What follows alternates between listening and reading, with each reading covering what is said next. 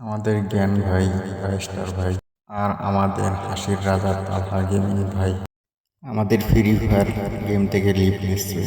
আসুন শুনি তার কথাগুলো।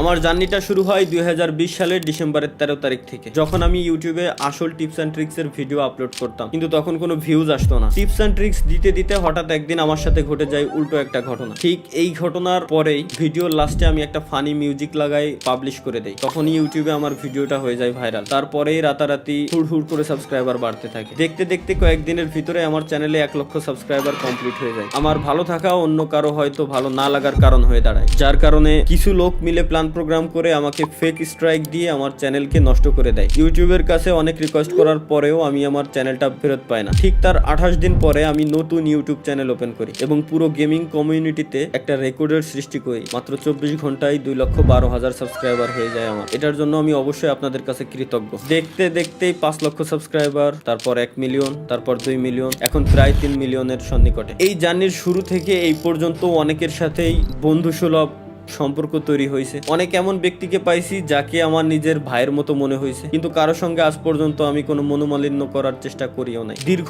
এই 6টা বছর আমাকে জিরো থেকে হিরো হইতে সাহায্য করছে। শুনতে খারাপ লাগলেও এটাই সত্য। এক সময় পকেটে আমার 20 টাকাও ছিল না, এবং এমন একটা সময় আসছিল যখন আমি 20 লক্ষ টাকাও প্রত্যেক মাসে ইনকাম করছি। তো গাইস, এই হচ্ছে আমার 2020 সাল থেকে 2025 সালের ডিসেম্বর পর্যন্ত ফ্রি ফায়ারের জার্নি। ফ্রি ফায়ার শুধুমাত্র আমাকে একটা গেম আইডি দেয় নাই, আমাকে দিচ্ছে একটা পরিচিতি। আমিও ফ্রি ফায়ারকে দিছি একটা পরিচিতি। আমি ফ্রি ফায়ারকে সময় দিছি, ফ্রি ফায়ার সেটার অবশ্যই আমাকে একটা মূল্য দিয়েছে। বাট আমি স্বেচ্ছায় সজ্ঞানে একটা কথা বলতে চাই আপনাদেরকে, যদিও বা এটা বলতে আমার নিজের কাছেই অনেক কষ্ট হচ্ছে। আজকে থেকে এই চ্যানেলে আমি আর কোনো ফ্রি ফায়ারের ভিডিও আপলোড করব না। আজকে থেকে আমি ফ্রি ফায়ারকে বিদায় জানাচ্ছি। আর কোনো ফ্রি ফায়ারের ভিডিও আপাতত আমার থেকে পাবেন না। এটার 2টা কারণ আছে। আমি 2টা কারণে এটা করতেছি। নাম্বার 1, যেটা সবাই জানেন বাট তুলে ধরার মতো কেউ নেই এখন ফ্রি ফায়ার গেমিং কমিউনিটি। যদিও বা আমি এখন বর্তমানে ফ্রি ফায়ারের কোনো ক্রিয়েটর না, আমি অ্যাজ এ ইন্ডিভিজুয়াল গেমার হিসেবে বলতেছি, গেমের ভিতরে প্রচুর পরিমাণে হ্যাকার, যেটা আপনারা শুনতে শুনতে বিরক্ত, এবং আমি নিজেও বিরক্ত। আপনারা সাধারণ একটা জিনিস শুধুমাত্র ভাবেন, ভাই এই গেমটা আসছে 1 বছর 2 বছর না, বা 3 বছর 4 বছরও না, 8-9 বছরের বেশি হয়ে গেছে এই গেমটা চলে আসছে। এখনো পর্যন্ত এই হ্যাকারদের উপরে কোনো স্টেপই নিতে পারলাম না। আমি যদি একই সাথে কম্পিট করি পাবজি ফ্রি ফায়ার দুইটাই অলওয়েজ কম্পিটিশনে থাকে, যে কে কার আগে যাবে সবসময়। পাবজিতে এই হ্যাকার নিয়ে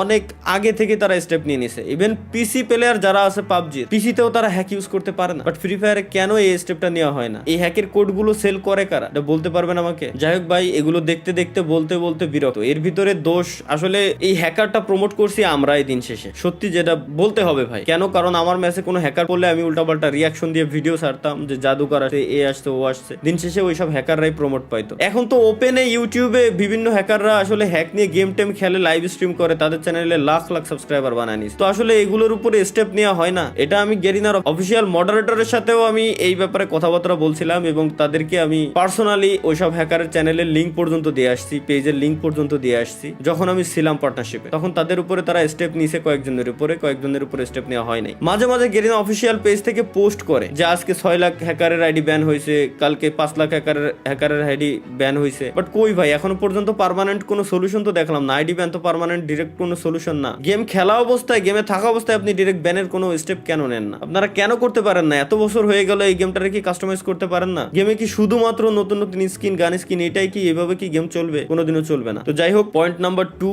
যেটা হচ্ছে মোস্ট ইম্পর্টেন্ট, সেটা হচ্ছে আমি আমার নেক্সট জেনারেশনের কথা চিন্তা করি। অলরেডি জেনজির পর আরো একটা জেনারেশন চলে আসছে অলরেডি। আপনি মানেন আর না মানেন, জানেন আর না জানেন, অলরেডি নতুন আরো একটা জেনারেশন আছে, যে জেনারেশন বর্তমানে ফ্রি ফায়ার প্রচুর পরিমাণে খেলতেছে। খেলুক, এতে আমার কোনো দুঃখ নাই, কোনো কষ্ট নাই। বাট একটা জিনিস আপনারা শুধু একটু ভাবেন, পয়েন্টগুলো জাস্ট নোটিস করেন।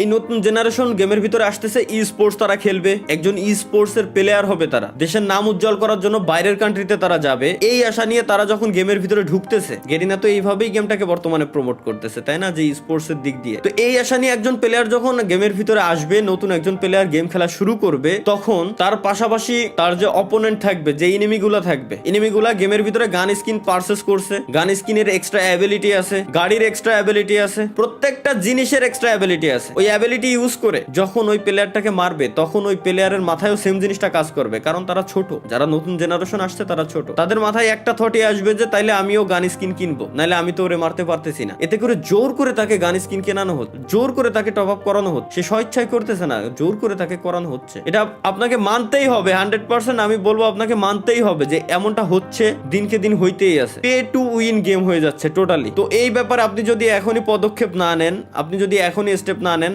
আপনার ভবিষ্যৎ প্রজন্ম টোটালি শেষ, টোটালি ধ্বংস হয়ে যাবে। এবং আমি আরো একটা কথা বলে দিই, আমি জানি আমার এই কথাগুলো বলার পর, এই ভিডিওটা পাবলিশ করার পর গেরিনা হয়তো অন্য কোনো ক্রিয়েটর বা আদার্স যত ক্রিয়েটর আছে তাদেরকে সবাইকে এক জায়গায় করে কোনো ইভেন্টের আয়োজন করে আবার হাইপ ক্রিয়েট করে দিবে। আমার এই কথাগুলো তারা মাথা থেকে জেনে ফেলবে টোটালি। বাট আমি আপনারা যারা অডিয়েন্স আছেন, আমি আপনাদেরকে বলবো যে এই ব্যাপারে আপনাদের স্টেপ নেওয়া উচিত, যারা সিনিয়র আছেন তাদের এই ব্যাপারে স্টেপ নেওয়া উচিত, না হলে ভবিষ্যৎ প্রজন্ম টোটালি ধ্বংসের মুখে চলে যাচ্ছে এবং ধ্বংস হয়ে যাবে। জোর করে একজনকে দিয়ে টপ আপ করানো হচ্ছে, সে টপ আপ করতেছে, তারপরেই না সেই গেমে জিততে পারতেছে। বুঝতে পারতেছেন? এখনো বুঝেন নাই? আমি আরো একটু ক্লিয়ার করে দেই। একটা ই স্পোর্টস এর প্লেয়ার হওয়ার জন্য মিনিমাম তাকে 3 থেকে 4 মাস মিনিমাম তাকে গেম খেলতে হবে, কিছু না হলেও 3 থেকে 4 মাস তো খেলাই লাগবে তার গেম। তো 3 থেকে 4 মাস সে যখন র্যাঙ্ক ম্যাচ খেলবে, তাকে যখন সার্ভাইভ করতে হবে, মাস্ট বি র্যাঙ্কের ভিতরে তার যাওয়ার জন্য গান স্কিন নেওয়াই লাগবে, গানের এক্সট্রা অ্যাবিলিটি তার নেওয়াই লাগবে, মাস্ট নেওয়াই লাগবে। এছাড়া সে গেমে কোনোদিনও উইন হয়ে আসতে পারবে না। তারপরেই তাকে ই স্পোর্টস এর উপরে যাইতে হবে, স্পোর্টস এর উপরে ফোকাস দিতে হবে। আমি মানলাম টুর্নামেন্ট খেলার জন্য